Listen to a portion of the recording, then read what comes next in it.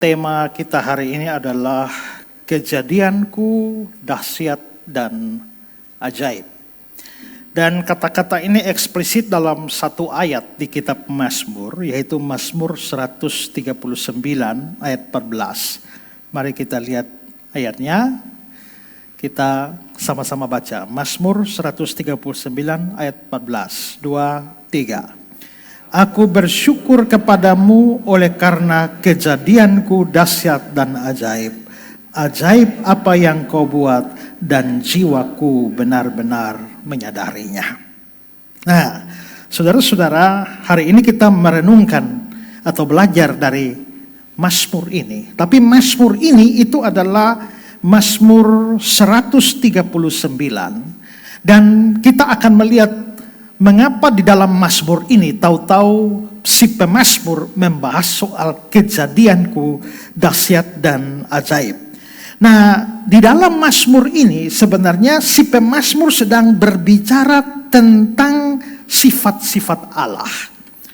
Misalnya, si pemazmur pertama-tama bicara Allah itu Allah yang Maha Tahu. Dia tahu semua, tidak ada yang tersembunyi. Nah, itu dibicarakan dalam ayat 1 sampai 5 dan 16-17. Coba lihat, di sana dikatakan, Tuhan, Engkau menyelidiki dan mengenal aku. Engkau mengetahui kalau aku duduk atau berdiri. Engkau mengerti pikiranku dari jauh. Engkau memeriksa aku kalau aku berjalan dan berbaring. Segala jalanku kau maklumi. Sebab sebelum lidahku mengeluarkan perkataan, sesungguhnya semua telah kau ketahui ya Tuhan. Dari belakang dan dari depan engkau mengurung aku, dan engkau menaruh tanganmu ke atasku. Matamu melihat selagi aku bakal anak. Dalam kitabmu semuanya tertulis hari-hari yang dibentuk, sebelum ada satu pun daripadanya. Dan bagiku betapa sulitnya pikiranmu ya Allah, betapa besar jumlahnya. Jadi pemazmur pertama-tama bicara soal Allah itu Maha Tahu, tahu semua. Nah, setelah dia bicara tentang Allah Maha Tahu, pemazmur juga bicara soal Allah Maha Hadir. Tidak ada tempat di dunia ini yang mana Allah tidak ada di sana. Nah, ini dibahas dalam ayat 7 sampai ayat 10. Kemana aku dapat pergi menjauhi rohmu? Kemana aku dapat lari dari hadapanmu? Jika aku mendaki ke langit, engkau di sana. Jika aku menaruh tempat tidur di dunia orang mati, di situ pun engkau. Jika aku terbang dengan sayap fajar dan membuat kediaman di ujung laut, juga di sana tanganmu akan menuntun aku, tangan kananmu memegang aku. Jadi di mana Tuhan tidak ada? Makanya ada lagu ini ya. Bila aku terbang dengan sayap fajar dan tinggal di ujung laut, di sana pun Tuhan ada. Jadi Tuhan pertama Maha Tahu, dia tahu semua. Kedua, dia Maha Hadir, dia hadir di mana-mana. Lalu yang ketiga, pemazmur bicara soal Tuhan Allah itu Maha Kuasa. Nah, di dalam membicarakan tentang kemahakuasaan Allah, lalu si pemazmur ini mulai menyinggung soal penciptaannya, bagaimana Tuhan menciptakan dia dari dalam rahim ibunya itu dengan penuh kekuasaan. Kekuasaan, maha kuasanya Tuhan itu sehingga dia menciptakan kita, manusia itu dengan dahsyat dan ajaib. 13-15. Sebab engkaulah yang membentuk buah pinggangku, menenun aku dalam kandungan ibuku. Aku bersyukur kepadamu oleh karena kejadianku dahsyat dan ajaib. Ajaib apa yang kau buat, jiwaku benar-benar menyadari. Tulang-tulangku tidak terlindung bagimu ketika aku dijadikan di tempat yang tersembunyi dan aku direkam di bagian-bagian bumi yang paling bawah.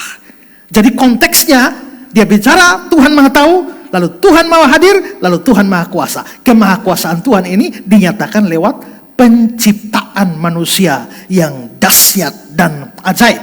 Nah, kata dahsyat, dia pakai kata dahsyat dan ajaib. Itu kata dahsyat di sini, itu naraot yang bisa diterjemahkan dahsyat itu artinya mendatangkan kekaguman, ketakjuban. Jadi artinya ketika kita menyadari bahwa Tuhan menciptakan kita, itu mendatangkan rasa kagum yang luar biasa.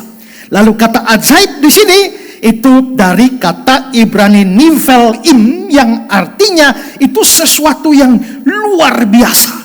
Jadi kalau ini digabung, kejadianku dahsyat dan ajaib, maksudnya adalah Tuhan waktu menjadikan saya, Dia menjadikan saya dengan sesuatu yang luar biasa, sampai membuat waktu aku menyadarinya, aku terkagum-kagum dengan semua kejadianku. Itu maksudnya pemazmur. Jadi saudara-saudara, pemazmur di sini itu berbicara soal bagaimana Tuhan menciptakan manusia dengan dahsyat, ajaib, luar biasa, yang membuat dia kagum. Nah, itu konteksnya. Karena itulah, maka sekarang hari ini saya ingin membahas kejadianku dahsyat dan ajaib. Mari kita lihat hal pertama. Mari kita lihat kedahsyatan dan keajaiban penciptaan manusia. Kalau pemazmur mengatakan bahwa penciptaan manusia itu menunjukkan kemahakuasaan Allah, luar biasa, mendatangkan kekaguman, sayangnya banyak kita tidak menyadarinya. Ya, pemazmur sangat sadar, makanya di Mazmur 139 ayat 14 itu dia bilang begini, jiwaku benar-benar menyadari. Jiwaku benar-benar menyadari. Dia sadar bahwa penciptaannya itu dahsyat, ajaib. Nah, kita mungkin tidak sampai di situ karena kita tidak menyadari. Kita tidak mengetahui. Nah, kata yang diterjemahkan menyadari di sini itu dari akar kata yada. Nah, yada itu bukan hanya sekedar tahu, tapi tahu secara mendalam. Makanya kalau saudara lihat di dalam kitab Kejadian, lalu Adam bersetubuh dengan Hawa, kata bersetubuh di sana itu dipakai yada. Jadi lalu Adam mengenal Hawa. Mengenal di situ tuh bukan mengenal biasa, mengenal secara intim, makanya diterjemahkan bersetubuh. Nah, jadi yada itu adalah pengenalan yang sangat mendalam. Jadi ketika pemazmur berkata, jiwaku benar-benar yada, jiwaku benar-benar tahu secara persis bahwa kejadianku ini dahsyat dan ajaib. Makanya terjemahan AVV bilang, sungguh menakjubkan ciptaanmu dan ini amat diketahui oleh jiwaku. Nah, mungkin kita tidak tahu sehingga kita tidak melihat kedahsyatannya. Karena itu hari ini saya akan mengajak kita untuk melihat, menyadari bahwa ternyata Tuhan menciptakan kita, menenun kita masing-masing ini itu dengan sebuah kedahsyatan dan keajaiban. Nah, saudara-saudara, hampir semua, bukan hampir semua, seluruh organ tubuh kita itu Tuhan ciptakan dengan ajaib, dengan fungsi-fungsi yang luar biasa yang mungkin sukar kita bayangkan. Karena itu hari ini saya mau berikan beberapa contoh saja. Pertama, mari coba kita lihat contoh otak manusia. Ya, bagaimana Tuhan menciptakan otak kita. Nah, ini gambar otak di kepala kita. Nah, otak ini hanya 2% saja dari berat badan kita secara normal. Ya, itu hanya 2% saja. Dengan kata lain, kecil saja otak itu. Tapi biarpun kecil, itu Tuhan menciptakan otak kita itu dengan kemampuan yang begitu luar biasa. Dan mungkin tidak ada mesin ciptaan manusia yang bisa menyamai otak manusia. Ya, nah coba kita melihat beberapa. Yang pertama saya mau kasih tahu bahwa otak kita itu kerjanya apa saja. Pertama, dia mengolah informasi sensorik. Apa yang dimaksudkan dengan mengolah informasi sensorik? Itu adalah terkait dengan panca indera kita. Mata kita, telinga kita, lidah kita, atau organ untuk indera untuk meraba atau merasa. Nah, atau penciuman, pengecap lidah. Nah, itu sangat begitu, atau ambil contoh misalnya mata. Begitu mata saya melihat ke sana, maka mata menangkap cahaya di sekitar objek. Waktu saya lihat ini, mata saya melihat cahaya di objek ini, lalu cahaya itu langsung masuk ke retina mata saya. Masuk ke retina, lalu retina itu dipenuhi dengan banyak model kerucut. Nanti sebentar saya jelaskan ya. Nah, lalu cahaya yang masuk ke retina itu diubah menjadi aliran listrik. setelah itu dari aliran listrik itu dia mulai kirim sinyal ke otak, dan sampai di otak yang namanya lobus occipital. Di sini langsung otak mendefinisikan ini yang masuk tadi aliran listrik, sehingga waktu ini kita bisa baca. Itu kerjanya otak. Nah, maka saudara-saudara, semua kita lihat di ini kita tahu, itu warna ini, ini, itu si A, itu si B. Itu yang terjadi itu adalah cahaya dari objek masuk ke retina ubah itu jadi aliran listrik, masuk ke otak, lalu otak langsung definisikan, langsung saudara tahu apa yang saudara lihat. Itu yang dimaksudkan dengan dia mengolah informasi sensorik. Selanjutnya saudara, hampir seluruh gerakan tubuh kita, entah kita sadar atau tidak sadar, itu dikendalikan oleh otak kita. Misalnya ada yang namanya gerakan sukarela. Gerakan sukarela itu artinya gerakan yang kita lakukan secara sadar, kita memang mau atau berencana melakukannya. Misalnya kita berjalan. Waktu kita berjalan, saudara tidak akan bisa berjalan tanpa perintah dari otak. Itu otak yang memerintah, makanya saudara bisa jalan. Lalu saudara tepuk tangan. Ya, tadi WL bilang, mari kita berdiri. Otak kalau tidak bekerja, saudara tidak bisa berdiri. Ya, ayo kita duduk. Itu semua tindakan sukarela. Dan karena itu juga berlari, menulis, angkat tangan, semua itu adalah kendali dari otak. Lalu saudara, bukan hanya kegiatan sukarela, tindakan sukarela, gerakan sukarela, tapi gerakan refleks. Gerakan refleks, tiba-tiba saudara tiba-tiba kena api, itu otak kerja. Kalau saudara otak tidak kerja, maka begitu tangan kena api, saudara kasih tinggal terus. Ya kan? Nah, otak yang menyebabkan saudara dengan sangat refleks, atau saudara berdiri tiba-tiba satu benda datang secara begini, saudara langsung menghindar dari mata saudara, tak, itu semua otak. Dan saudara bayangkan kalau otak saudara kerja secara lemah, ya, begitu barang datang, ya, saudara bergeser pelan-pelan, sudah habis, ya kan? Nah, itu kerjanya otak. Dia juga bahkan termasuk gerakan refleks seperti yang kita tidak pikirkan. Misalnya berkedip. Saudara coba duduk sini, coba hitung berapa kali saudara punya mata berkedip begini. Dan butuh kedipan. Nanti kalau nganggur di rumah coba hitung. 1 jam berapa kali berkedip. Dan semua itu dikerjakan oleh otak. Otak juga yang ketiga, dia mengerjakan berkoordinasi untuk keseimbangan, yaitu menjaga keseimbangan. Sehingga waktu saudara naik sepeda, ya, kenapa tidak jatuh? Saudara bisa timbang badan. Yang kita sebut timbang badan itu kerjanya otak. Ya. Atau kalau saudara ingat waktu kita sekolah dulu, kalau matematika tidak tahu atau sejarah tidak tahu, kan kita dihukum kan? Ya kan? Begitu kan? Itu kerjanya otak. Sampai saudara bisa berdiri walaupun goyang-goyang begini, otak beradaptasi sampai saudara bisa dapat keseimbangan. Itu otak. Ya. Nah, lalu saudara-saudara, otak juga mengatur gerakan otot wajah. Saudara, langsung nih, senyum dia. Waktu dia senyum, itu otak kerja. Senyum kita, atau tiba-tiba muka jadi marah, atau bisa tertawa, ya, atau kita tiba-tiba dan ini berkerut, itu semua perintah dari mana? Itu dari otak. Otak yang memerintahkan gerakan otot, gerakan mata melacak objek. Itu semua adalah kerjanya otak. Bahkan pernapasan kita dan gerakan jantung kita itu dari otak.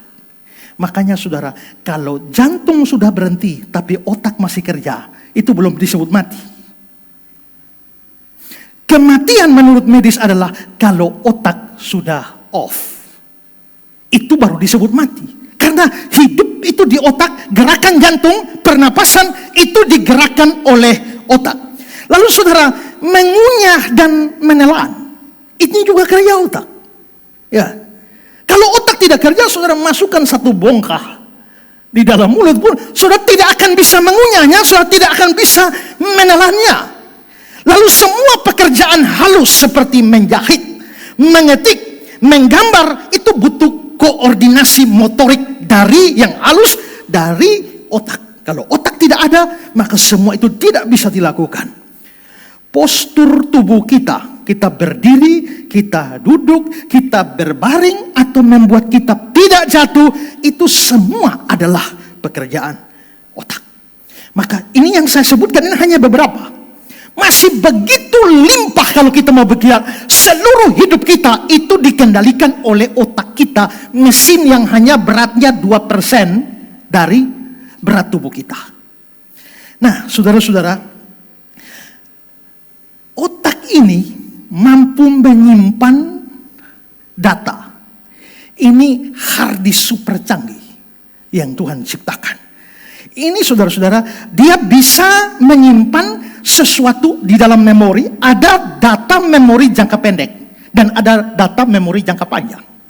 Data memori jangka pendek itu adalah tiba-tiba saudara, kita lihat di kebaktian ini, kita lihat, oh si bapak baju biru. Habis itu saya ketemu di pasar, siapa ya? Saya kok pernah tahu ya? Itu kenapa? Itu karena data itu disimpan pada memori jangka pendek. Tapi kalau saya ketemu Pak Mingus di ujung lubang manapun, saya tidak mungkin bilang siapa ya. Itu saya pasti tahu, langsung tahu. Kenapa? Karena data tentang Pak Mingus itu disimpan di memori jangka panjang. Makanya itu ada di memori jangka pendek atau jangka panjang tergantung aktivitas. Kalau setiap hari saya sudah kenal Pak Mingus 14 tahun, 20 tahun ini, maka itu ada di memori jangka panjang. Maka kalau saudara baca Alkitab tiap hari, itu masuk ke memori jangka panjang. Tapi kalau saudara hanya baca Alkitab 1 tahun 1 kali, dia di memori jangka pendek. Ya, sehingga akhirnya saudara begitu gampang lupa. Itu otak tuh mampu menyimpan, bahkan dia mampu menyimpan memori masa lalu bertahun-tahun. Saudara, waktu saya masih anak-anak, umur 4 atau 5 tahun, saya tinggal di kampung, yang mana mobil hanya masuk kampung itu satu minggu 1 kali. Hari Sabtu, hari pasar. Jadi seperti anak kampung, kalau kita lihat Otto datang, semua kejar Otto. Wow, Otto lari ikut. Dan itu hanya hari Sabtu, itu hari hiburan. Maka begitu saya lihat mobil datang, saya lari dan ikut mobil. Dan akhirnya satu ketika saya hampir ketabrak. Nah, gara-gara itu, karena papa mama saya guru, mereka mengajar, tidak bisa mengontrol saya. Maka setiap hari Sabtu, sebelum bapak pergi mengajar, dia ikat saya di pohon. Dia ikat saya di pohon, persis itu pohon kepok di muka rumah, yang sampai hari ini pohon kepok itu masih ada. Dan saya sudah berkunjung ke pohonnya. Nah, ini pohonnya. Di pohon itulah waktu umur 4-5 tahun. Dan waktu saya diikat, saya masih ingat tali warna biru. Saya masih ingat saya pakai celana kotak-kotak dan kaos warna putih. Masih ingat. Saudara bayangkan, ini sudah berapa puluh tahun yang lalu, tapi ternyata itu tersimpan pada memori jangka panjang. Saudara juga kalau disuruh bicara masa kecil, saudara tahu, saudara masih ingat bagi banyak hal masa kecil. Ini karena otak yang luar biasa. Nah, saudara-saudara, itu kalau diperkirakan otak kita itu mampu, kan kita punya hard disk ini kan biasa ada megabyte, ada berapa? Sekarang hard disk gigabyte ya. Tapi otak kita diperkirakan itu 2,5 petabyte. Sudah di atas giga lagi. Dan saudara, itu kira-kira 2.500 terabyte. Jadi kita ada giga, ada tera, ini sudah petabyte. Nah, saudara-saudara, kalau misalnya seluruh otak kita, kan kita kalau ada masukkan film atau video, taruh di hard disk saudara, di memory card saudara, kan ada ukuran, ya, durasi berapa, ya. Dan saudara, kalau kita masukkan data, mungkin film 1 jam itu memakan memori banyak. Nah, dengan kualitas film Full HD, kalau kasih masuk ke otak kita kapasitasnya, maka dia durasi videonya dengan kualitas terbaik itu bisa sampai 3 juta jam di dalam memori kita. Dan kalau misalnya itu mau ditayang misalnya film itu kita mampu tayang dari otak kita, dia keluarkan, maka dia mampu membuat satu tayangan yang lamanya 300 tahun. Nah, coba saudara bayangkan, hard disk mana yang manusia cipta seperti hard disk yang Tuhan cipta ini? Ya, saudara, kita bisa lihat ini sesuatu yang luar biasa yang Tuhan cipta. Nah, otak kita juga itu mengatur bukan hanya gerakan-gerakan, tapi dia mengatur respon kita. Saudara, respon itu ada kaitan dengan emosi. Maka otak itu mempunyai hubungan dengan emosi, sehingga waktu kita marah itu di otak. Waktu kita senang itu di otak. Namanya ada satu sistem limbik namanya yang mengatur. Kenapa saudara ikut nonton sinetron, tiba-tiba saudara ada ini, saudara jengkel biadab ini? Kenapa? Itu karena sudah masuk dan sudah diolah di otak, tiba-tiba saudara menangis. Kenapa? Itu semua kerjanya otak. Ya. Otak juga berikutnya memecahkan masalah dalam mengambil keputusan. Dan ini hari-hari kita kerjakan. Begitu ada masalah, kita pikir, oh ini kita butuh uang, mau bikin usaha, lalu butuh uang, ya 60 juta. Tapi setelah itu otak kita mulai berpikir dari mana dapat uang. Alternatif pertama, kedua, ketiga, keempat, kelima, bagaimana caranya? Kalau belum dapat, kepala keram. Kenapa? Itu karena otak sedang bekerja di dalam hal dia memecahkan masalah dan mengambil keputusan. Itu kerja otak. Berikutnya dia memampukan berbahasa dan berkomunikasi. Kita bisa, coba saudara bayangkan itu. Makanya anak kecil itu kan kita tidak kasih dia belajar secara baik kan. Tapi dia tiba-tiba masuk kosakata terus. Walaupun awalnya masuk itu salah. Saya ingat Enson dulu tuh ya. Waktu dia kecil itu. Kalau kita lihat, adik, kambing. Lalu dia, bucking. Kambing, bucking. Jadi kalau kambing jadi bucking. Tapi lama-lama kan terbentuk. Itu dia belajar. Semua bahasa itu dari otak. Dan juga ada proses perasaan dan intuisi. Ini gerakan-gerakan yang kita berdasarkan intuisi tanpa perencanaan. Misalnya saudara, orang main badminton. Begitu orang main tok tak, tiba-tiba orang smash di sana, kita tanpa kita sadari kita sudah loncat ke sana. Ya, waktu lawan mau smash, kita belum tahu ini arah bola ke mana. Atau saudara lihat itu kiper kalau adu penalti, ya kan? Nah, dia sudah begini kan, bola belum datang, dia sudah harus loncat memilih. Nah, itu gerakan yang dia tidak sadari sepenuhnya. Itu berdasarkan gerakan intuisi, karena begitu lihat daya kakinya ini ke pojok kiri, langsung dia loncat ke kiri. Bisa salah memang, tapi gerakan-gerakan itu adalah gerakan intuisi yang dikerjakan oleh otak. Nah, saudara, kalau hard disk kita atau kerja di komputer, kadang-kadang saudara buka satu file lama, bukan? Ya. Tapi saudara, bagaimana dengan hard disk ciptaan Tuhan? Ini kemampuan yang luar biasa. Saudara, coba saudara ya. Tiba-tiba ada tangan saudara kena api. Saudara kan langsung tarik itu. Itu berapa waktu diperlukan? Saudara tahu tadi, waktu itu terjadi adalah ketika tangan saudara menyentuh api. Ya, kulit itu. Dia lalu transfer dulu ke otak. Setelah dia transfer ke otak dalam bentuk aliran listrik itu, setelah itu otak sadar ada bahaya, langsung dia memerintahkan tangan segera tarik. Kira-kira berapa waktu diperlukan dari sini ke sini, baru sini perintah ini? Saudara, itu sangat cepat. Ya, sangat cepat. Itu sekitar 100 milidetik kerjanya. Itu yang saya bilang, kalau sampai macet, maka saudara akan membiarkan tangan saudara terbakar tanpa saudara sadari.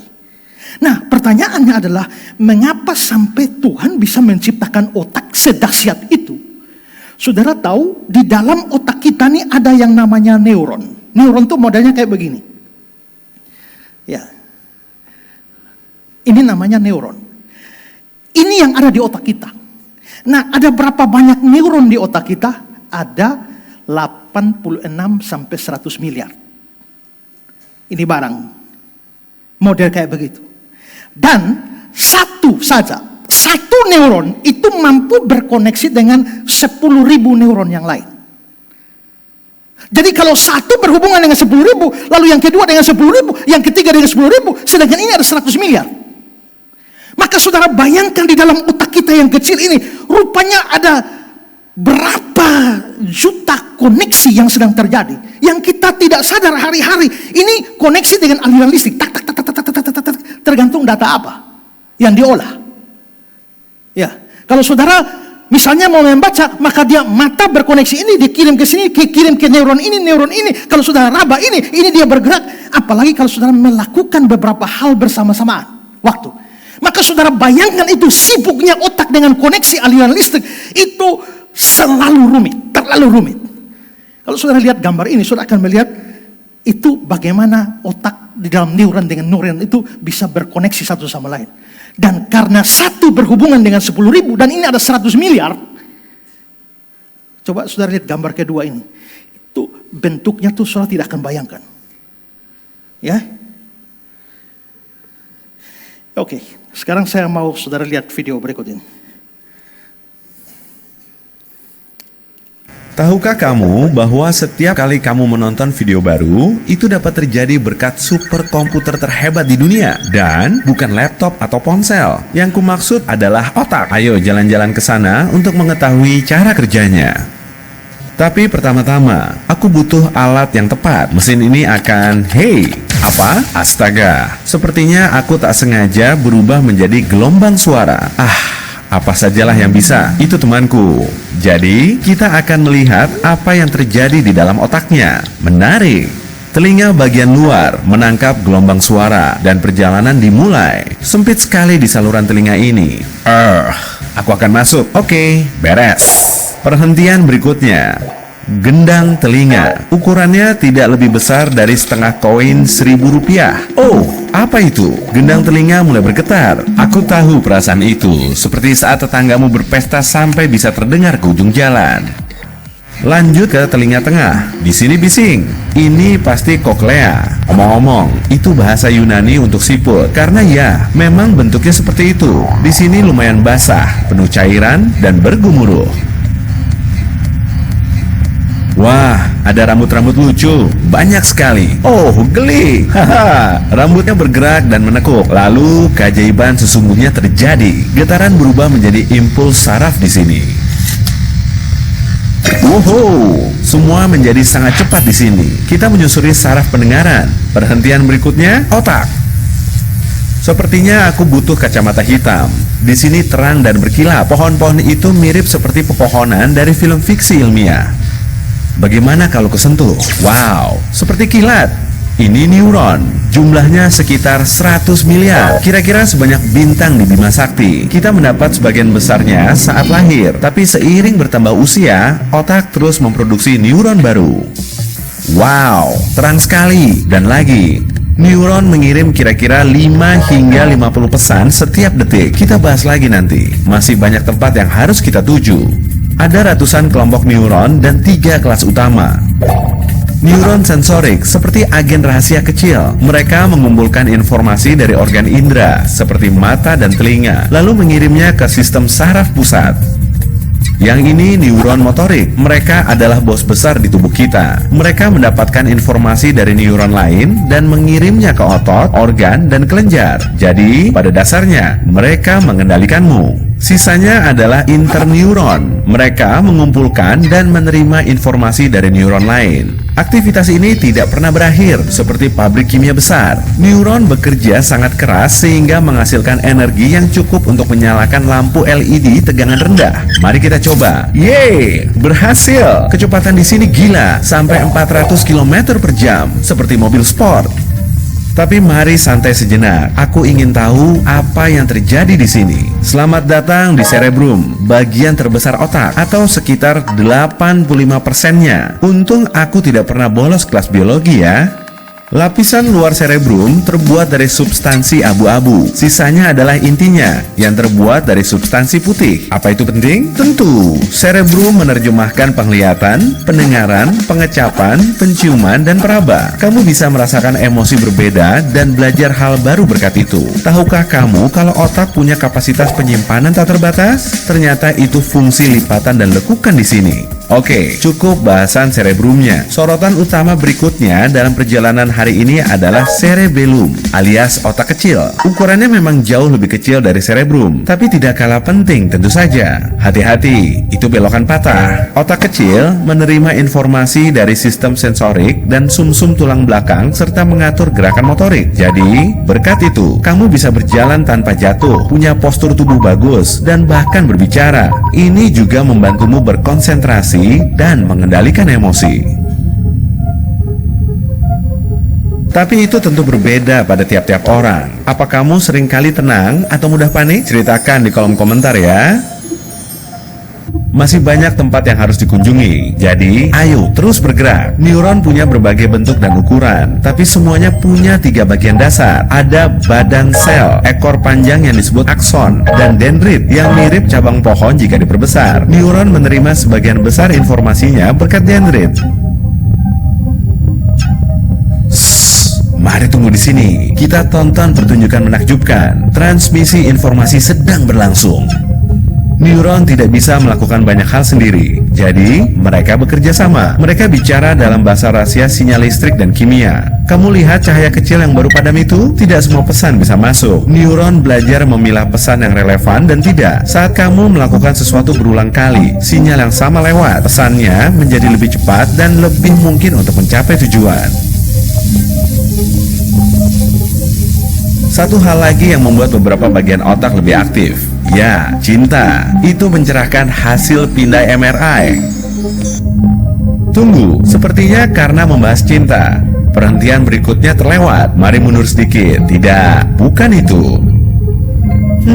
Mudah sekali tersesat di labirin ini. Mungkin di sini aku mencari sesuatu yang sangat kecil dan berbentuk almond. Yeay, ini amigdala teman-teman. Ia ada di daftar yang harus dilihat hari ini karena memainkan peran yang sangat penting. Ia menangani emosimu seperti ketakutan dan kesedihan serta menjaga kemarahanmu. Itu seperti clipping untuk ingatan peristiwa dan emosi. Ia menyimpannya agar kamu bisa mengenali hal-hal serupa di masa depan.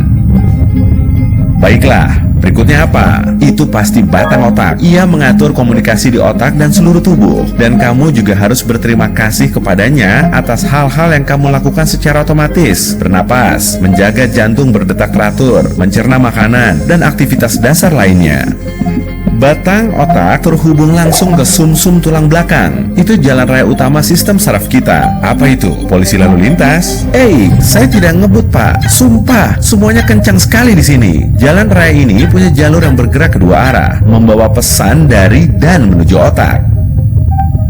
Hey, Steve, kamu mau kemana? Kamu tidak melihat ada pintu? Lakukan sesuatu otak. Kamu harus mengirim sinyal ke otot-ototnya.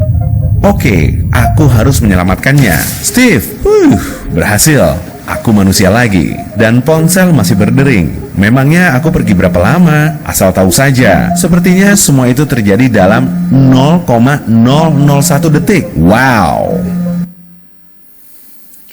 Bagaimana? Dahsyat? Dahsyat. Ajaib? Ajaib. Manusia tidak bisa cipta begini. Ini mesin macam apa yang Tuhan taruh di batok kepala saudara dan saya. Ini luar biasa. Ya? Itu baru satu. Baru otak. Sekarang mari kita lihat yang kedua, mata. Ya? Mata ini karya Tuhan yang kalau tadi komputer super canggih itu tidak lawan otak. Yang kedua, kamera super canggih tidak bisa lawan mata. Dengan kata lain, saudara, waktu Tuhan mencipta kita, Dia sudah kasih kamera paling canggih yang sampai hari ini pun tidak ada teknologi manusia. Itu bisa menyamai kamera yang dibuat oleh Tuhan ini. Ya, nah, apa saja dia punya keistimewaan kamera yang Tuhan taruh 2 biji yang begitu kecil di dalam kelopak mata kita ini. Nah, pertama dia fokus otomatis yang cepat. Saudara lihat ya, kalau saudara ambil kamera dan saudara set, apakah dia langsung terang? Tidak kan? Masih buram. Maka kita perlu autofocus dulu, kita tak, baru lama-lama dia terang.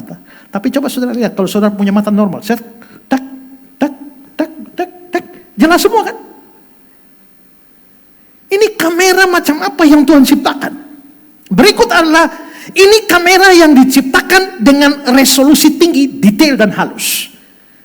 Saudara, kamera yang kita ciptakan itu, ya itu berapa resolusinya, ya berapa megapiksel. Tapi yang Tuhan cipta ini mampu membuat kita langsung dalam tempo yang seketika, kita langsung melihat begitu detail dengan resolusi tinggi. Misalnya kalau kita lihat daun ini, kita langsung lihat, betapa strukturnya daun itu. Ini saudara, itu berapa megapiksel kamera itu, ya? Atau waktu kita lihat kupu-kupu, begitu kita lihat kupu-kupu, kita langsung tahu teksturnya seperti apa.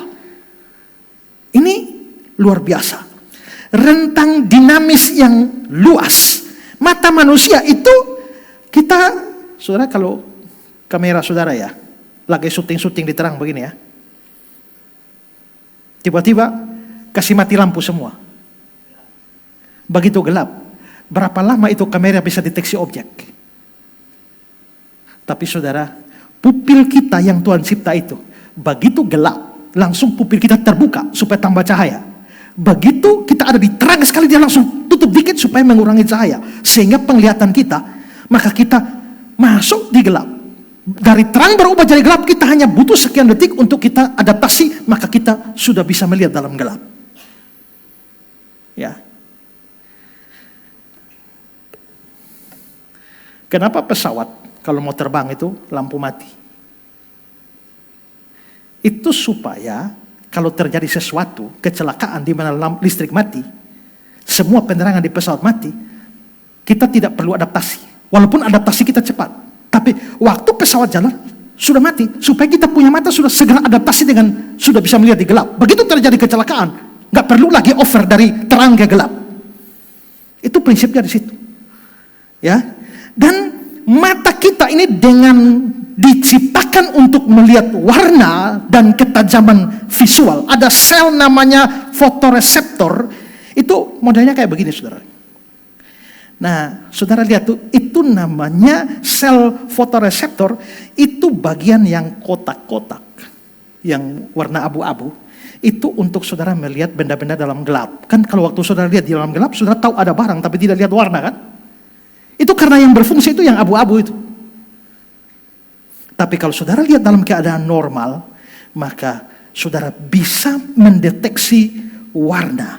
Mata kita mampu mendeteksi 3 juta warna. Tapi saudara, 3 juta warna itu hanya oleh beberapa benda ini saja. Reseptor itu mampu mendeteksi 3 juta warna. Saudara, ada kamera mana yang bisa melindungi diri sendiri? Tapi mata ini adalah kamera yang Tuhan bikin, ada kelenjar lakrimal itu yang mana ada air mata di situ. Nah, air mata itu penting, saudara ya. Air mata itu secara otomatis diproduksi supaya menjaga kelembapan mata kita. Nah, itu tidak ada di dalam kamera ciptaan manusia yang mampu memperbaiki diri sendiri. Tapi mata kita, kamera yang Tuhan pakai untuk melembabkan semua organ penglihatan ini. Dan saudara tahu, mata ini, di dalam air mata itu ada mengandung satu eksim untuk melawan bakteri. Coba saudara lihat, mana ada kamera manusia begitu. Makanya mengeluarkan air mata itu cukup penting untuk mengatasi bakteri-bakteri. Ya. Jadi kalau menangis jangan terlalu sedih. Ya, habis itu bersyukur juga. Bulu mata, itu di mata tuh masih ada bulu mata lagi untuk mencegah debu, pasir, kotoran, serangga. Jadi pertama-tama itu ada alis di sini, setelah itu baru bulu mata. Ini dua benteng yang Tuhan cipta untuk melindungi ini kamera super canggih ini. Nah, masalahnya kalau saudara cukur semua ini, lalu saudara ganti dengan gambar, nah itu sulit itu. Tuhan sudah cipta 2 benteng ya, tapi saudara hapus 1, lalu saudara gambar ya. Nah, padahal itu Tuhan sudah cipta, termasuk dari sini itu untuk mengatasi segala macam kotoran, menghadapi ultraviolet. Itu semua ini punya fungsi. Jadi Tuhan cipta semua sampai kecil-kecil itu ada fungsi semua. Saudara coba lu bulu hidung itu loh. Saudara kira tidak ada fungsi. Itu dia menyaring, kan kita menarik napas dari udara. Berapa banyak bakteri, jutaan bakteri yang ikut masuk. Tapi kenapa tidak masuk ke tubuh kita? Karena ada bulu hidung. Makanya jangan cabut bulu hidung. Kecuali Sumovac. Ya. Ya. Nah. Oke, sekarang mari kita lihat video satu lagi.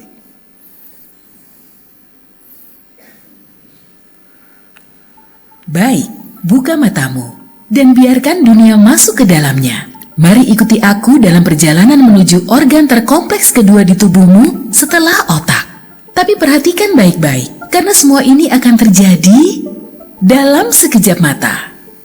Tugas pertama yang kita punya, memasuki mata. Mari kita ikuti partikel debu yang mengambang dan mendarat di kornea ini. Kornea adalah kubah luar yang menutupi matamu. Kamu bahkan bisa merasakan bentuknya. Di sini tak ada pembuluh darah. Korneamu mendapatkan oksigen langsung dari udara. Dengan kata lain, matamu bernapas, tapi kornea dipenuhi saraf yang sangat sensitif. Saat merasakan benda asing, otot-otot tercepat di tubuhmu mulai bergerak. Matamu berkedip, partikel debu itu pun terhempas. Mari kita coba ini lagi. Satu-satunya cara untuk masuk ke mata adalah dengan cahaya. Begitulah cara penglihatanmu bekerja, dan itu sebabnya kamu tak bisa melihat dalam gelap. Ya iyalah, tapi bagaimana kita bisa melihat objek yang tidak memancarkan cahaya? Cahaya yang datang dari sumbernya, baik itu bohlam atau matahari, mengenai objek. Sebagian diserap dan sebagian dipantulkan lalu masuk ke mata kita. Pantulan itulah yang terlihat di matamu. Mari mendekat ke mata dan bergerak dalam kecepatan cahaya, lalu melewati kornea. Bentuk kornea menyerupai kubah untuk membantu memfokuskan cahaya ke tempat selanjutnya, lensa.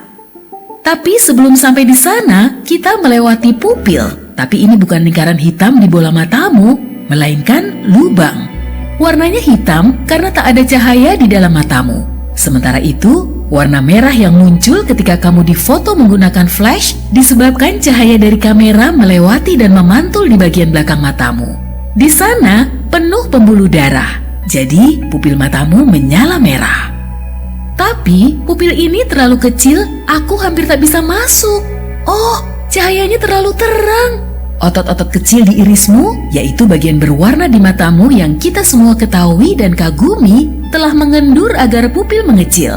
Dengan begini, cahaya yang masuk tidak terlalu banyak dan melindungi matamu dari cahaya yang terlalu terang.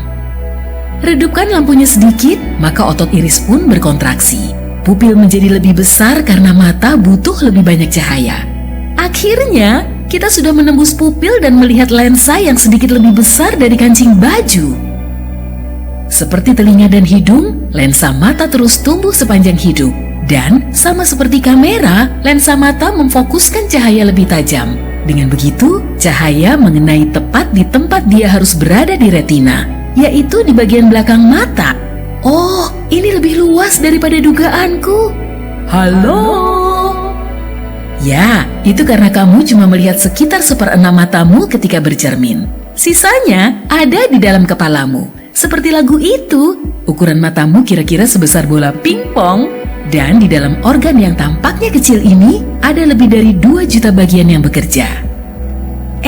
Tunggu, semuanya bergeser ke kanan. Sekarang ke kiri. Manusia kita pasti sedang mencari sesuatu.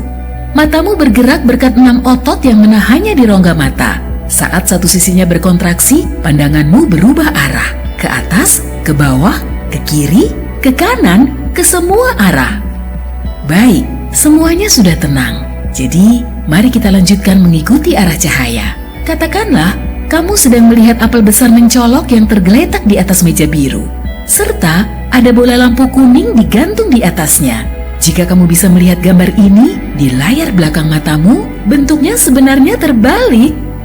Ini terjadi karena lensa membelokkan cahaya. Tapi, kamu tak bisa melihat gambar ini di retina karena mata bukanlah proyektor. Gambar ini cuma cahaya yang mengenai beberapa jaringan di dinding belakang bola mata. Ada saraf dan reseptor khusus di sana. Keduanya mengubah cahaya yang masuk ke mata menjadi impuls saraf yang kemudian diterjemahkan dan dinalari oleh otak. Jadi, perjalanan kita berlanjut. Inilah reseptor tadi. Bentuknya bisa berupa kerucut atau batang. Kerucut membuat matamu yang luar biasa bisa mendeteksi sampai 7 juta warna. Namun, yang mengejutkannya, kerucut ini hanya terdiri dari 3 jenis, merah, hijau, dan biru. Kombinasi dari ketiganya lah yang memungkinkanmu melihat magenta, chartreuse, atau cyan. Kecuali bagi orang yang buta warna. Bisa jadi mereka kehilangan salah satu dari jenis warna tadi, atau itu tidak bekerja sebagaimana mestinya. Jadi, orang yang buta warna sama sekali tidak melihat warna tertentu atau warna objek yang dilihat agak samar. Misalnya, jika kerucutmu yang sensitif warna hijau bermasalah, warna hijau dan kuning akan terlihat coklat kemerahan. Ada juga sel batang. Tugasnya menangkap warna hitam, putih, dan lebih dari 500 rona abu-abu di antaranya. Rupanya, ada lebih dari 50 rona abu-abu. Sel batang di matamu juga lebih banyak dibanding kerucut dan sebagian besar bertanggung jawab atas penglihatan periferalmu. Yap, segala sesuatu di luar bidang penglihatan langsungmu terlihat seperti TV hitam putih. Sel batang juga membantumu melihat saat cahaya redup.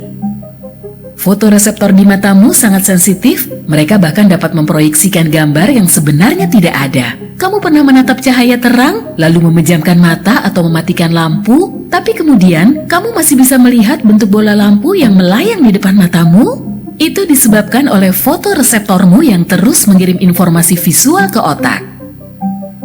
Sel batang dan kerucutmu terhubung ke neuron sehingga data dialirkan lewat sana dan dikirim ke saraf optik. Disinilah pembuluh darah dan jalur utama ke otak masuk dan keluar dari bola mata. Jadi, mari kita berjalan melewati saraf optik dan masuk ke penafsir pesan, yaitu otak. Au, aku kesetrum.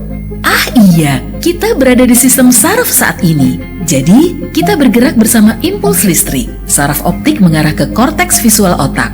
Disinilah gambar terbalik diterjemahkan menjadi sesuatu yang kita pahami. Itu meja biru dan ada apel merah tergeletak di atasnya. Juga ada lampu kuning bersinar di atasnya. Otakmu pun tahu mana yang atas dan bawah berkat telingamu.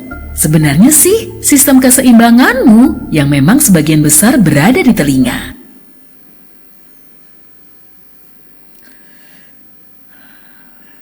Dahsyat,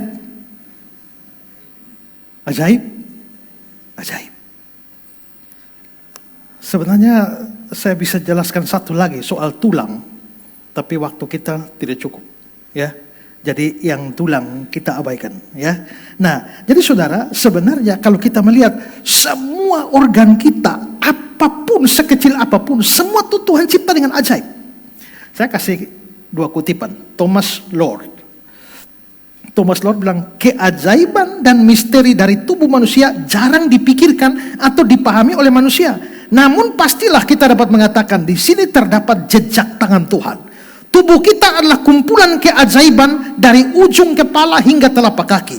Bagian-bagian yang berbeda dibuat dengan begitu halus, lembut, sangat sempurna sehingga seolah-olah sedikit saja yang mengganggu dapat merusak atau mengacaukan keseimbangannya. Hidup kita adalah sebuah karya keindahan, simetri, kegunaan, dan misteri. Bentuk dan struktur, komposisi dan sambungan, lubang, tekanan, ekspansi, gesakan, kompensasi membuktikan bahwa kita diciptakan dengan dahsyat. Mulut, mata, telinga, kepala, otak, dan paru-paru bersama dengan jantung yang berkontraksi 4.000 kali dalam 1 jam serta mengirimkan dengan akurasi yang sempurna pada setiap konsentrasi 1 oz darah. Semuanya adalah bukti dari fakta tubuh menggerakkan anggota badan, menerima makanan, membuang sisa-sisa. Semuanya menunjukkan kebenaran dari ayat ini. Beragam sekresi dalam tubuh serta cairan lambung, semuanya berbeda dalam kekentalan, warna, rasa, aroma, dan fungsi dalam tubuh. Beberapa di antaranya kental, yang lainnya transparan, ada yang pahit, ada yang manis. Semua dirancang untuk membersihkan, melumasi, melindungi, mencerna, memberi nutrisi. Adalah begitu banyak konfirmasi dari pernyataan bahwa kita diciptakan dengan dahsyat. Satu kutipan lagi. Keajaiban tubuh manusia adalah bukti nyata dari tangan Tuhan yang penuh kebijaksanaan dan keteraturan. Setiap organ dari hati yang dapat menyaring racun dengan sempurna, hingga tulang yang kokoh namun ringan, dan mata yang bisa menangkap dunia dengan detail dan menakjubkan, hingga otak yang mengatur segala aktivitas dengan presisi tinggi, semuanya bekerja bersama dalam harmoni yang sempurna. Sistem pencernaan kita yang menyerap nutrisi dengan efisiensi luar biasa, serta sistem pernapasan yang memungkinkan kita hidup dengan setiap tarikan udara, semua merupakan bukti bahwa tubuh manusia adalah karya agung yang penuh misteri, keindahan, dan keseimbangan yang hanya dapat dijelaskan oleh Sang Pencipta. Jantung yang berdetak tanpa henti, mengalirkan darah melalui pembuluh darah yang luas, melintasi tubuh dan memberi hidup dengan ketepatan waktu yang tak terhitung.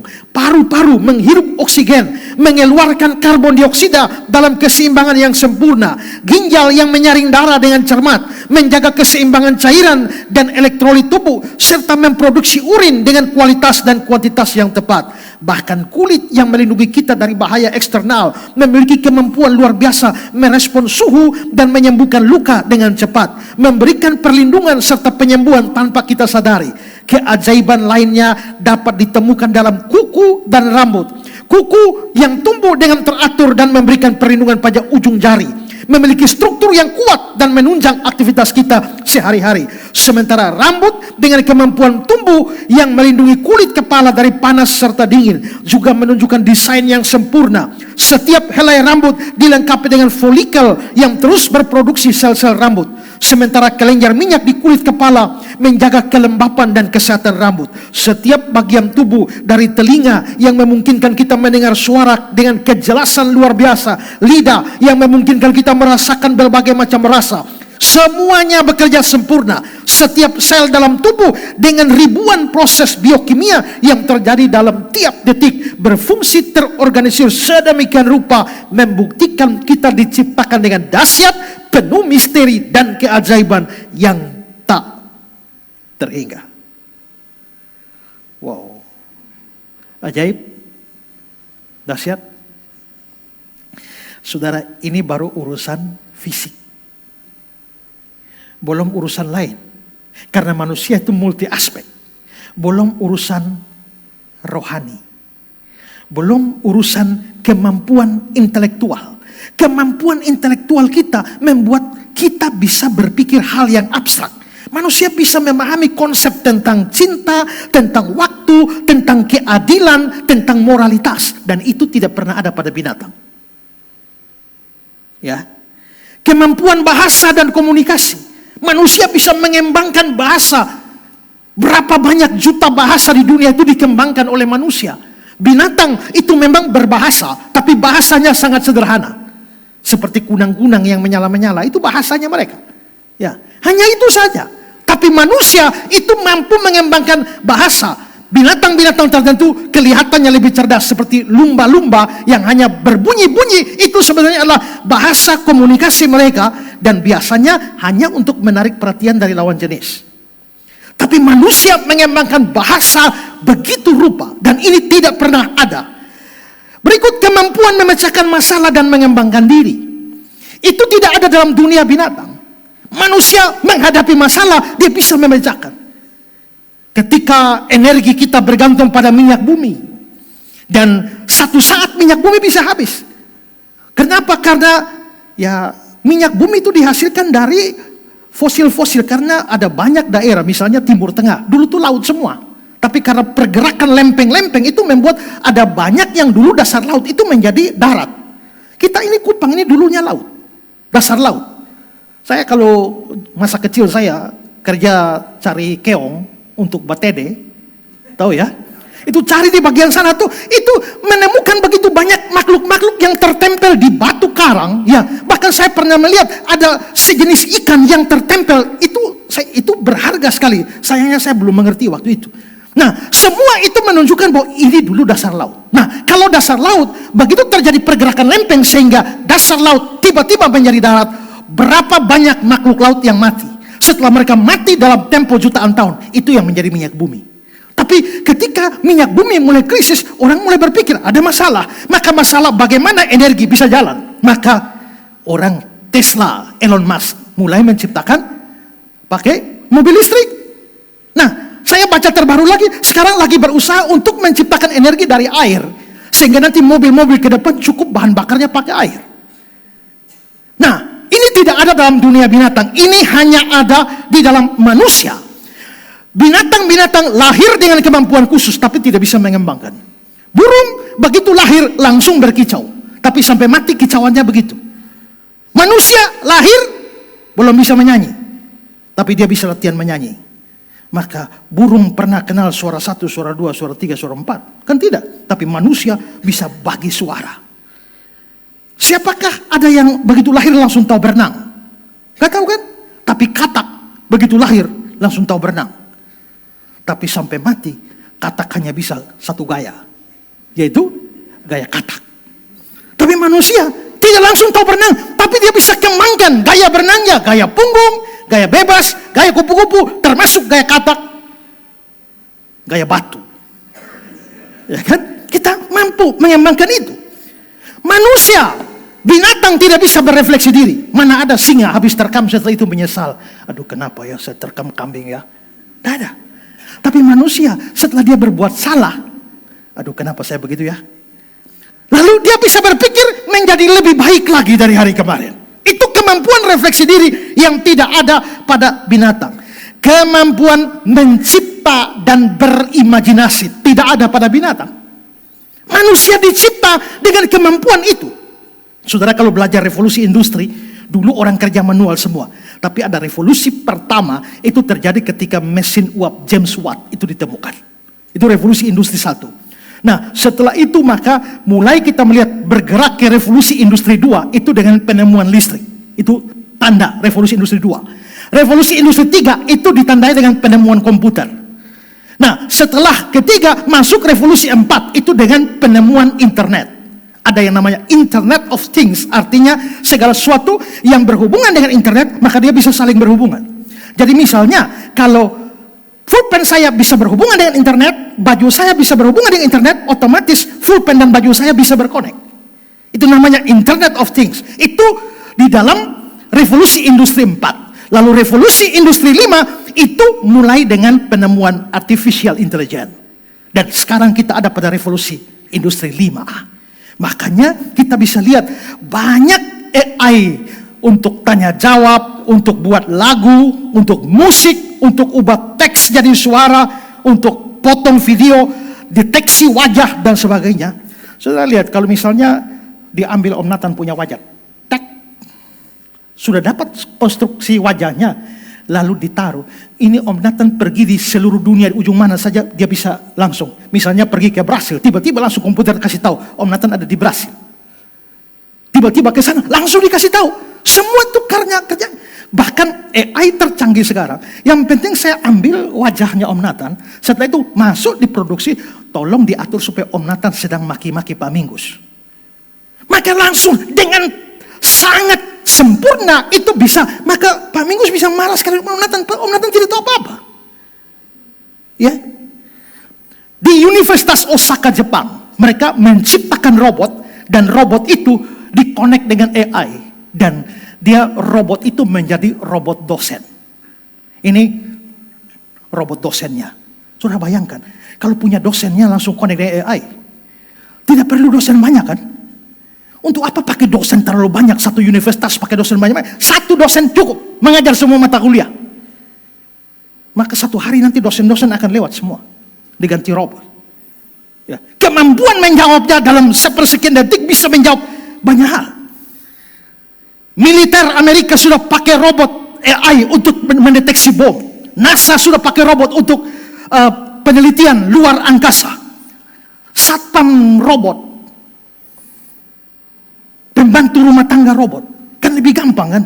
Daripada yang manusia ini sebentar dia izin lagi, bapak mati, om sakit segala macam, kan repot itu ya.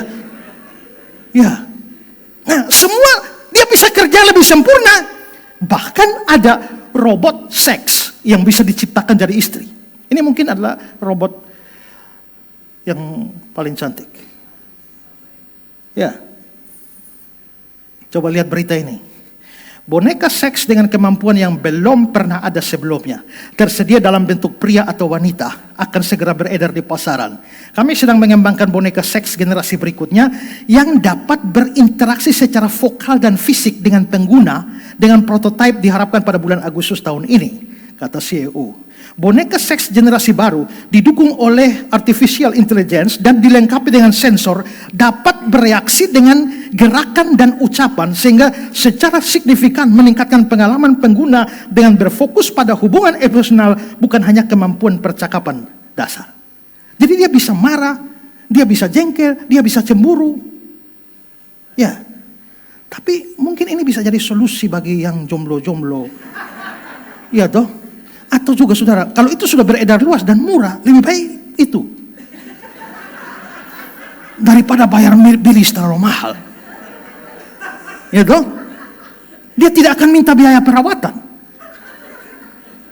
Dan kalau dia tinggal cas saja kan, dan dia kalau mau ngomel terlalu banyak, lu beta cabut lu baterai itu. Ya. Bahkan coba saudara lihat berita ini, canggih sekaligus mengerikan, ide robot bisa hamil. Ya, lihat gambar berikut ini. Ya, ini bagaimana dipikirkan oleh Elon Musk yang akan mencoba bikin robot yang bisa hamil. Jadi, Bapak Ibu yang tidak punya anak, ya, tinggal pergi saja, kasih sperma dan sel telur, nanti setelah itu nggak usah repot-repot hamil, kasih ini robot yang hamil. Ya, coba lihat beritanya. Para ahli percaya bahwa suatu hari nanti, ini sedang dikerjakan ya, akan hadir robot seks dengan rahim buatan yang berfungsi mirip rahim manusia. Filsuf dan ilmuwan komputasi Dr. Jordi Valverde mengatakan bahwa ratusan akademisi telah melakukan penelitian terhadap manusia yang lahir dari robot selama lebih dari 1 dekade. Dia mengatakan proses yang disebut sebagai ektogenesis akan membutuhkan desain rahim buatan yang andal dan memungkinkan kehamilan manusia yang sehat di dalam mesin.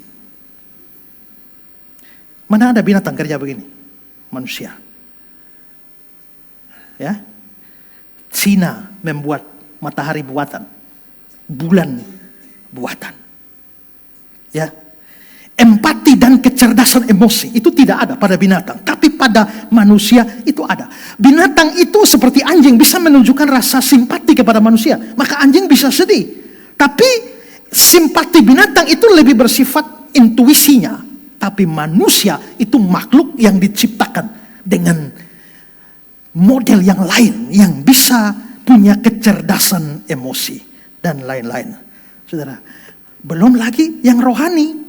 Yang rohani ini kita diciptakan dengan gambar dan rupa Allah yang bisa connect dengan Tuhan. Itu binatang tidak bisa. Biarpun binatang bisa diajar doa makan, pas mau makan dia anjingnya doa dulu, dia begini. Tapi apakah dia ada connect dengan Tuhan? Tidak.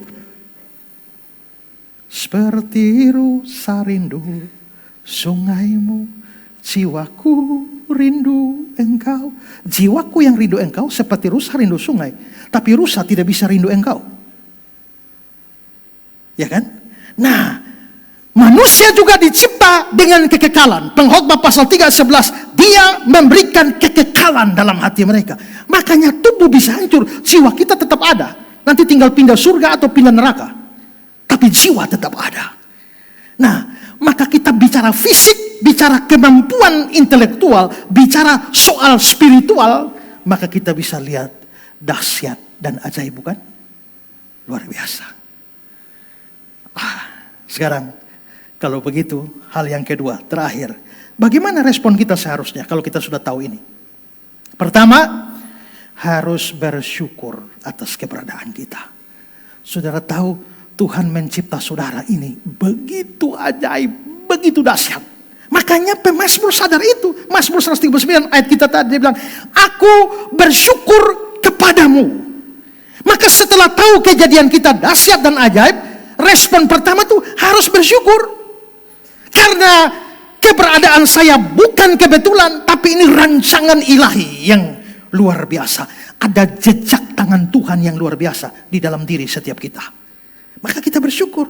Kita mungkin bersyukur banyak hal ya. Bersyukur karena kita bisa dapat makan, bersyukur karena dapat mobil, bersyukur karena dapat rumah, bersyukur karena naik pangkat, dapat kerjaan. Tapi saudara pernah bersyukur dengan keberadaan seluruh organ? Pernah bersyukur karena punya otak sehebat ini, sedahsyat ini, punya kamera canggih, walaupun saudara tidak bisa beli kamera, tapi Tuhan sudah kasih kamera 2, gratis nih. Ya, coba lihat doa ini. Ya Tuhan yang Maha Kuasa, terima kasih karena Engkau telah menciptakanku dengan dahsyat dan ajaib. Aku bersyukur atas tubuh yang Engkau bentuk dengan hikmat dan kasih-Mu. Terima kasih untuk otakku yang Engkau ciptakan dengan kemampuan berpikir, mengingat, berkreasi. Engkau telah memberi aku hikmat memahami dunia ini. Terima kasih untuk jantungku yang Engkau desain, memompa darah tanpa henti, memberikan hidup pada seluruh tubuhku. Terima kasih untuk paru-paruku yang memungkinkanku bernapas setiap hari, menghirup napas kehidupan yang berasal darimu. Terima kasih untuk tangan dan kakiku yang memungkinkan aku bekerja, melayani, berjalan, berlari, menjalankan tujuanmu. Terima kasih untuk mata yang dapat melihat keindahan ciptaanmu dan telinga yang dapat mendengar suara yang membawa sukacita penghiburan. Terima kasih untuk ginjalku yang bekerja tanpa henti menyaring menjaga tubuhku bersih dan sehat. Terima kasih sistem pencernaanku yang Engkau atur dengan sempurna. Tubuh menerima energi, kekuatan setiap hari. Aku bersyukur ya Tuhan untuk setiap sel, jaringan dan organ yang bekerja secara harmonis dalam tubuhku. Ini semua bukti keajaiban karya-Mu. Terima kasih, kasih setiamu memelihara kami. Amin. Hari ini dalam pokok doa saudara harus tambah ya. Doakan paru-paru, ginjal, ya, bulu mata, alis, kuku, dan lain-lain. Karena tidak ada yang tidak punya fungsi. Yang kedua, kalau sudah tahu ini pertama bersyukur. Yang kedua, harus menjaga dan memelihara diri. Karena ini harta karun yang luar biasa. Kalau saudara dapat satu barang berharga yang mahal sekali, saudara dapat kamera yang bagus, pasti jaga kan? Nah sekarang Tuhan sudah kasih 2 kamera super canggih. Kenapa tidak jaga? Saudara mungkin tidak bisa beli komputer super canggih, tapi ini komputer tercanggih dari zaman ribuan tahun Tuhan sudah cipta ini. Kan ada di masing-masing punya kan komputernya. Maka harus dijaga. Keengganan atau kelalaian dalam menjaga memelihara tubuh, maka itu sama dengan tidak menghargai dan menghormati Tuhan sebagai pencipta. Paulus berkata dalam 1 Korintus 6:19, atau tidak tahukah kamu bahwa tubuhmu bait Roh Kudus? Kalau tubuh bait Roh Kudus harus bisa menjaga kesehatan seluruh tubuh ini. Amin. Jaga pola makan. Ya, supaya sehat. Tidak boleh makan sembarangan. Tidak boleh makan membabi buta. Ya, makan seimbang, sayur, buah, supaya hindari terlalu banyak gula, nanti gula darah. Ya, itu semua. Maka yang gula-gula darah semua ini mesti merubah. Ya, khusus otak, kesehatan otak ini. Kan tadi kita lihat yang paling canggih itu otak. Habis itu nomor 2 mata. Harus berpikir bagaimana otak ini bisa berjalan dengan baik. Otak itu suplai untuk kesehatan otak paling banyak itu adalah ikan berlemak seperti salmon. Kacang-kacangan. Ya, itu penting sekali. Telur itu untuk kepentingan otak. Makanya anak kecil waktu bayi kasih banyak telur dia, itu membentuk otaknya, anaknya menjadi cerdas. Saya nggak tahu papa mama saya sadar tidak, tapi waktu saya kecil itu dikasih telur banyak sekali. Ya, kami semua karena dapat dari orang-orang kampung setiap kali ada anak izin tidak masuk sekolah, telur 1 keranjang. Ya kan? Mereka datang izin sakit, telur 1 keranjang. Jadi sangat banyak. Nah, itu membentuk otak kita. Buah alpukat itu. Makan buah alpukat itu untuk kesehatan otak. Maka saudara bayangkan ini kan paling canggih yang sudah saya jelaskan. Kita lihat. Maka ini paling canggih ini harus dijaga. Olahraga teratur. Istirahat yang cukup. Otak ini bisa dirusak. Pertama, merokok. Merokok itu, nikotin dalam rokok itu memberikan efek sementara. Sehingga kita kelihatannya, wah kuat, senang ya. Tapi dalam jangka panjang, itu menurunkan fungsi otak. Termasuk kemampuan belajar dan memori. Juga konsumsi alkohol yang berlebihan. Alkohol itu juga penting untuk tubuh ya. Makanya kita juga tidak ekstrim dan tidak boleh minum alkohol sama sekali. Oh, Tuhan Yesus minum anggur itu. Ya, bikin anggur itu. Alkohol penting. Paulus juga nasihat sama Timotius, kamu jangan minum air saja, minum sedikit anggur, berhubung pencernaanmu terganggu. Tapi alkohol yang berlebihan itu memperlambat komunikasi dalam sel otak. Sehingga tadi semua yang tadi kecepatannya begini, begitu kamu taruh alkohol banyak, itu mulai lambat. Ya, itu mulai lambat, bahkan bisa sampai mabuk. Itu menyebabkan blackout, di mana otak tidak lagi mampu mencatat di dalam memori jangka panjang. Itulah sebabnya orang biasa mabuk itu setelah itu dia bangun dia tidak tahu apa-apa kan. Tadi memaki lu. Itu dia sudah tidak ini karena itu ada blackout. Maka itu kalau itu terus dijalankan, maka itu menurunkan fungsi otak. Ya. Tubuh yang sehat memungkinkan kita bisa melayani Tuhan dengan baik. Perhatikan satu kutipan ini. Allah memberi manusia kuasa atas tubuhnya, tapi juga tanggung jawab untuk merawatnya. Hal ini menyangkut pola makan sehat, olahraga, tidur yang cukup, menjaga kesehatan mental. Roma 12 ayat 1 mengatakan bahwa kita harus mempersembahkan tubuh kita sebagai persembahan yang hidup dan kudus, berkenan kepada Allah. Persembahan termasuk cara menjaga tubuh tetap dalam kondisi terbaik. Dalam kaitan dengan ini, jaga otak. Memang Tuhan sudah kasih pelindung, yaitu tengkorak yang cukup kuat. Tapi dalam benturan yang keras, itu bisa hancur. Maka jaga otak. Cara apa? Naik motor pakai helm. Jangan. Kenapa tidak pakai helm? Kan hari Minggu. Memangnya kalau hari Minggu jatuh kepala aman? Ada janji Tuhan dari mana? Seperti itu? Tidak. Sebagai bentuk menjaga kepala dan otak di dalamnya itu, saudara harus rajin pakai helm. Nanti pulang ini saya mau lihat siapa-siapa yang datang tidak pakai helm. Ya. Dan secara keseluruhan seluruh tubuh kita ini itu harus dijaga, dan karena itu harus dihargai. Maka tidak boleh bunuh diri. Karena saudara kalau jual ini komputer satu di sini nih, ya kamera dua ini, ya belum tentu ini mesin pompa di sini, segala macam. Coba kalau preteli satu-satu jual berapa? Tapi kalau dengan seenak saja loncat dari gedung lantai 12, itu kamu tidak menghargai itu kekayaan yang Tuhan kasih. Jangan bunuh diri. Mau stres bagaimanapun, jangan bunuh diri. Dan jangan bunuh orang. Termasuk jangan aborsi. Karena waktu Tuhan menenun sedemikian rupa, lalu kau dengan seenak-enaknya hancurkan dia, kamu menghancurkan suatu karya Tuhan yang dahsyat dan ajaib. Ya.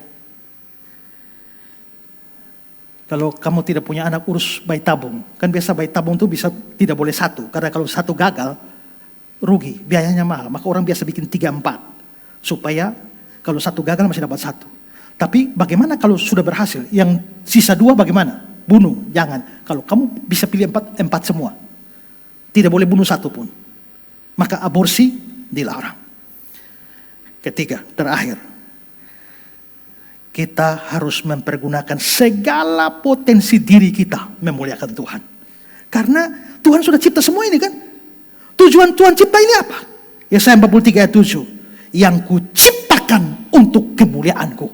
Berarti Tuhan cipta kita itu tujuan untuk kemuliaan Tuhan. Maka Tuhan yang menciptakan diri kita saja sudah gambaran kemuliaan Tuhan. Dan semua ini harus dipakai untuk kemuliaan Tuhan. Tuhan memberikan kita kapasitas yang luar biasa. Dengan kapasitas otak yang luar biasa ini. Pakai otak ini. Itu untuk memuliakan Tuhan. Pakai semua yang ada. Itu untuk memuliakan Tuhan. Ya. Ada orang bilang, pernah ada pameran otak. Otak Yahudi, otak Jerman, otak Amerika, otak Indonesia. Yang lain laku mahal, tapi Indonesia punya paling mahal. Apakah otak Indonesia hebat? Tidak. Setelah dicek itu karena jarang dipakai. Masih orisinil. Ya, tidak. Kita harus punya tanggung jawab untuk memakai otak kita. Caranya bagaimana? Ya, sering pakai. Karena walaupun kapasitas otak kita luar biasa, kalau jarang dipakai, Itu pekerjaan. Jadi gini ya, kalau saudara itu tadi kan lihat itu, aliran listrik dari neuron ke neuron tuh. Kalau saudara melakukan sesuatu secara terus menerus, itu alirannya makin cepat. Misalnya kalau setiap hari saudara baca Alkitab, itu dia larinya makin cepat. Tapi kalau saudara 1 tahun baca 1 kali, dia larinya lambat. Nah, maka di sini otak harus dipakai semaksimal mungkin dengan cara belajar. Kalau saudara kurang belajar atau jarang belajar, lama-lama fungsinya itu menjadi menurun. Ini sungguh-sungguh saudara ya. Coba saudara lihat kutipan ini. Anda harus rajin membaca dan memahami apa yang dibaca. Tegasnya harus rajin belajar. Maklum, saat Anda belajar, sesuatu yang fantastis terjadi di otak Anda. Ya ialah sambungan antar saraf otak terbentuk. Kalau Anda, itu kan dia mesti sambung-sambung gitu ya. Yang 10.000 tadi, sambung 10.000 itu. Kalau Anda jarang membaca, jarang belajar, nganggur dia. Tidak pernah nyambung-nyambung. Ya. Makin sering belajar, makin banyak sambungan terbentuk. Yang menakjubkan adalah saat awal kehidupan kita, otak kita berkembang melalui proses belajar alamiah dengan kecepatan 3 miliar sambungan per detik. 1 detik itu 3 miliar. Sambungan-sambungan ini adalah kunci kekuatan otak. Penelitian membuktikan bahwa pada otak manusia jenius, sambungan sel sarafnya jauh lebih banyak daripada pemilik otak yang malas belajar. Makanya orang tua ini harus desak anak belajar itu. Ya. Orang Yahudi kan rata-rata pintar-pintar. Kenapa? Waktu anak masih dihamil, anak dalam kandungan, mamanya tuh kerja matematika. Begitu mamanya berpikir kerja matematika itu kan ada connect dengan anak. Maka tanpa sadar anak itu ikut berpikir matematika. Yang lain lagi, begitu mamanya hamil itu kasih dengar musik klasik. Yang rumit seperti itu membentuk otak mereka sejak dari dini. Itu makanya rahasia kecerdasan mereka. Tentu ada faktor lain. Tapi kalau ini mama hamil lalu bapak tidak pulang-pulang lalu, woi laki-laki dan anak lu di mana setiap hari? Kita maki-maki tiap hari. Sudah bayangkan itu anak mendengar makian terus.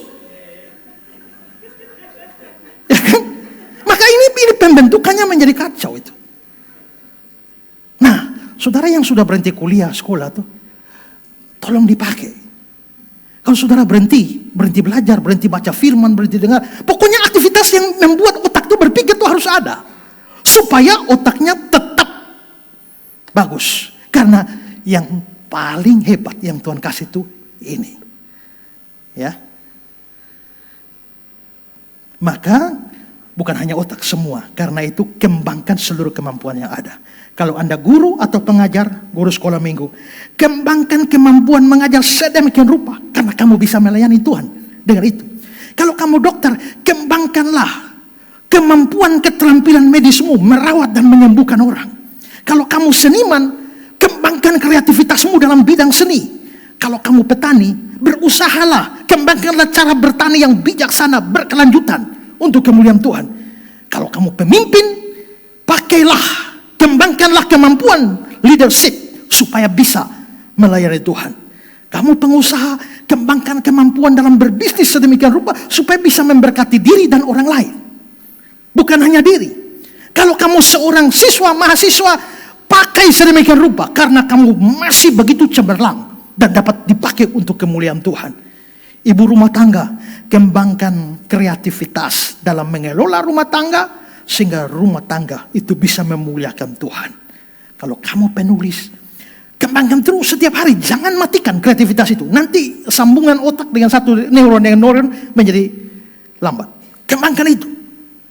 Kamu bisa berkhotbah, kembangkan, latih sedemikian rupa. Musisi, jangan puas hanya dengan bisa main musik, usahakan lebih lagi. Karena dengan melatih diri bermain musik setiap hari, itu bikin semua lancar itu. Makanya walaupun saya bukan musisi, tapi sekarang saya sudah beli gitar listrik. Biasa jalan bawa Alkitab, sekarang bawa gitar. Ya kan? Nah, saya minta tolong Alan ciptakan saya lagu-lagu dengan piano atau ini, saya akan berusaha berlatih untuk mengiring ya. Kalau kamu seorang politikus, ya, kembangkan kebijaksanaan dan integritas dalam mengambil keputusan yang adil dan benar. Supaya memuliakan Tuhan dengan itu.